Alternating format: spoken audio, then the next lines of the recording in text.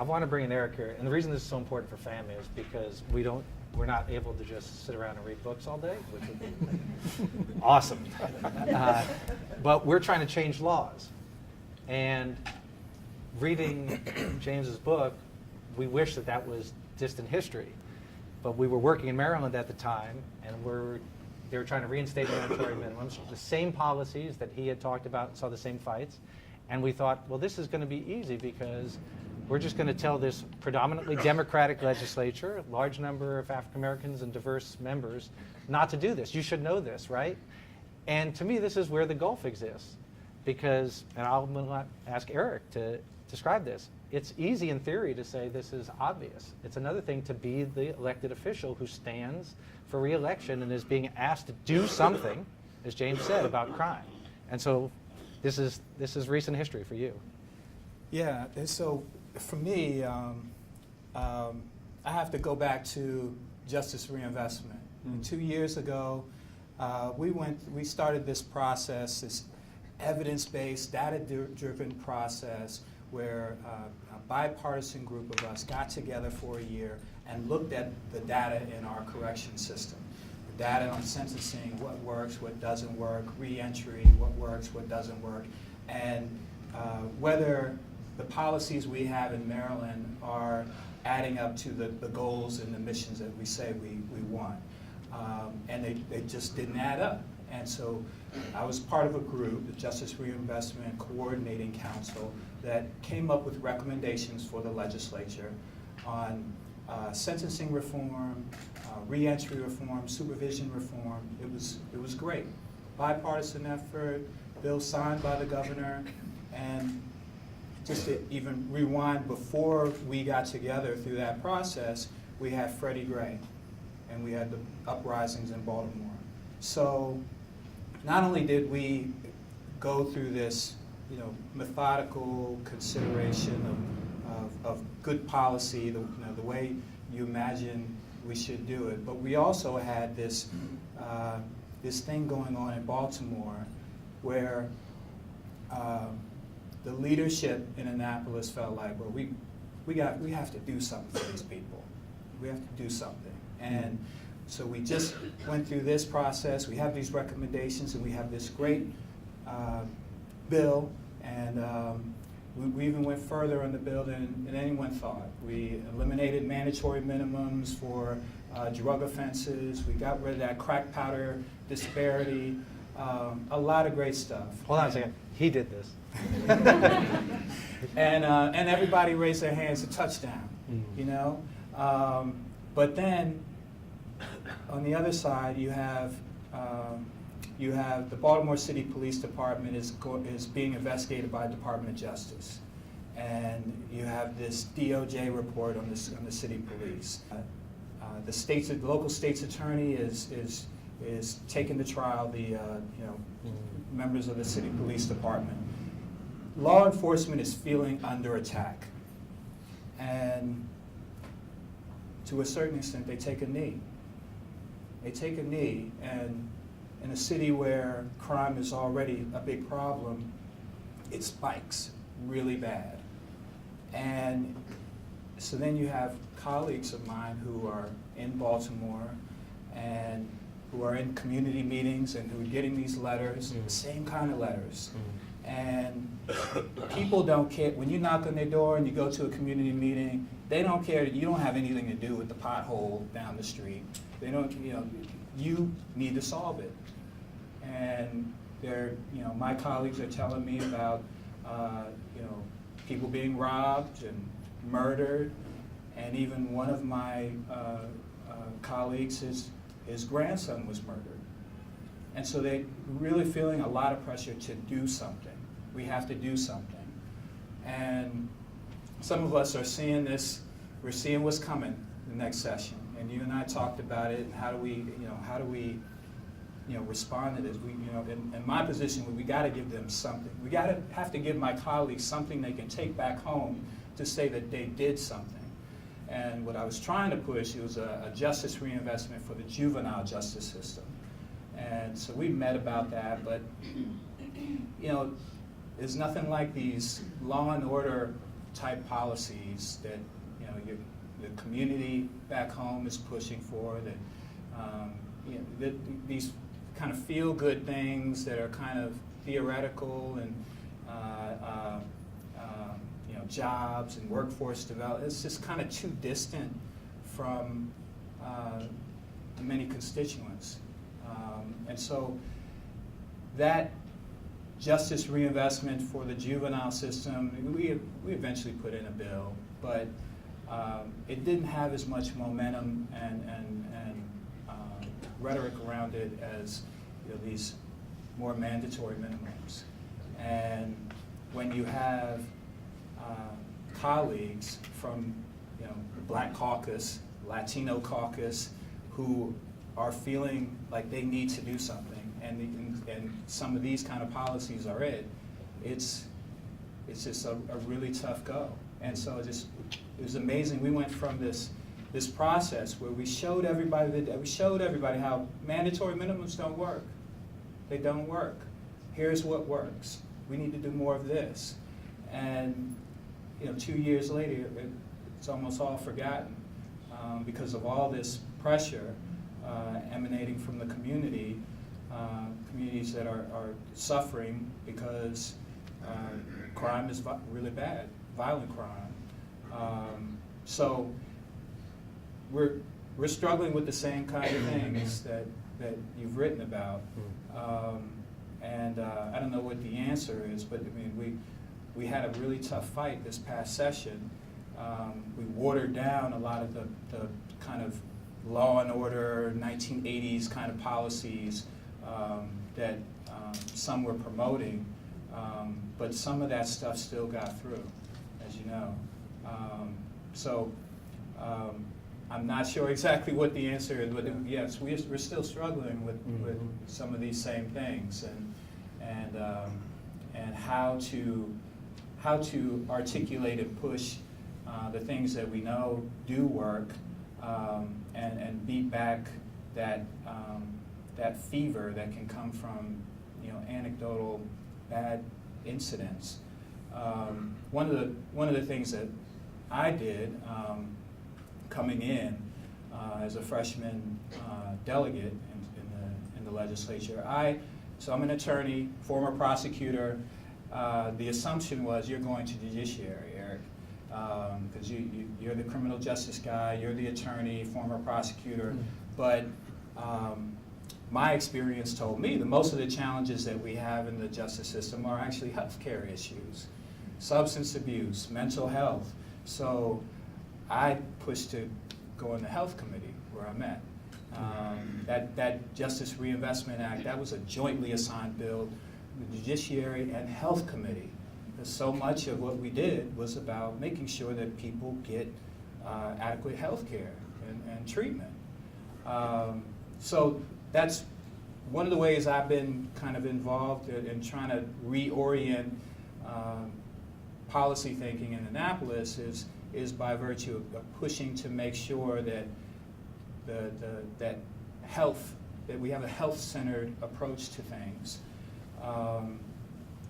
So I don't know. It's a fight. It's an ongoing fight. And I'll welcome any solutions that you might have. But that's what we've been going through very recently in Maryland. Well, thank you for doing that. I just want to jump in there because to me this is where the fight's headed. I mean, part of the Justice Reinvestment victory was based on the fact that this was drug policy. And I think besides the opioid crisis right now and some loose rhetoric in Washington about executing drug dealers, there has been progress on this idea that treatment, substance abuse treatment, alternatives, diversions, drug courts, there's better ways than locking up people for long periods of time. So we're seeing less of that. We're seeing progress in the states. Violence, we're not there yet. And violent crime sentences are what's driving up our prison population. I mean, that's the other thing that people don't really get, but a lot of people, including James, have sort of brought this to the fore is it's not just the drug war that's driving mass incarceration. We've gone crazy on our violent crime sentences. And that's what Hogan and in Maryland we saw, was that these were being proposed for repeat gun offenders, violent offenders. It was harder to push back. We couldn't say, oh, treatment's the answer. You couldn't say, oh, if we increase the public education budget by 5% over 10 years, that's going to stop the violence that they were feeling right then. And so I guess this is where the hardest thing is, and as advocates, we don't have easy answers on this. We don't have a playbook of, here's what's better than locking up drug addicts. What do you think about that? Well, I think you're exactly right on this when you say, well, we don't have the playbook. And it seems to me that we're right now in this moment, we have a window for advocates that want to push for a smaller and more humane justice system, a system worthy of the word justice in it. And because with a couple of exceptions, and Baltimore being one, but in a lot of cities, crime is continuing to decline, and so, including violent crime. And we've done, I think, a good job. So I think the great successes of the advocacy movement so far have been to highlight to people how racially unjust, how morally, how immoral, and how economically inefficient the current system is. And politically, and I think we should give ourselves some credit, politically we've done what 3 or 4 years ago I would have thought was impossible, which is that on the ground coalitions have developed and have been built that are doing things like electing prosecutors that are running on campaigns of mass incarceration is a failure and I'm going to push back on it. That was something that if you had told me 5 years ago was going to, oh, here's the plan, we're going to elect progressive prosecutors, I would have been like, don't invest your money there. And even in this last election, and I think this is a new frontier, sheriffs, right? Sheriffs is that, again, like prosecutors, very powerful in the local criminal justice system. For 50 years have only run on this sort of tough on crime agenda. But just last month in North Carolina in a primary, somebody ran a progressive platform for sheriff and they won, challenging the incumbent. So I think I think one thing we do is we rarely stop and take stock of our successes, and it's because we're facing something that's so morally outrageous and we're constantly overwhelmed by the weight of the human suffering that we're fighting to alleviate, that it can be hard. It's like inappropriate to ever say like we've made any progress. But I do think we have, and we should acknowledge that. Now, to me though, the next frontier, and this is the moment to fight it, is building up that playbook of alternatives. Because right now, if you really press people, and I actually think this is true on drug treatment as well, rhetorically we've made progress, but the actual content and quality and availability of good drug treatment programs is pretty thin. Mental health, violence prevention, alternative education, I feel like the next generation of, and I feel like I'm old enough now, I'm starting to talk about young people and it sounds crazy, but like the young people, what the young people need to work on, but I really feel like we're in a moment now where we're going to have to start building up some of these alternative programs, community-based, which right now are inadequately funded, can't be sustained year to year. I mean, the overtime budget for the police department, unquestioned, that's just built in. Oh yes, $50-80 million, yeah, that's a given. But the little community-based nonprofit that's taking teenagers in the afternoon and giving them jobs and running a tutoring program, you're trying to $200,000 for the year. You might get it if you're lucky and you know some people, but you're no guarantee of getting it next year, which means we don't have enough good people coming to work in that space because you can't attract human capital to a space where people don't know if the job is going to be there next year.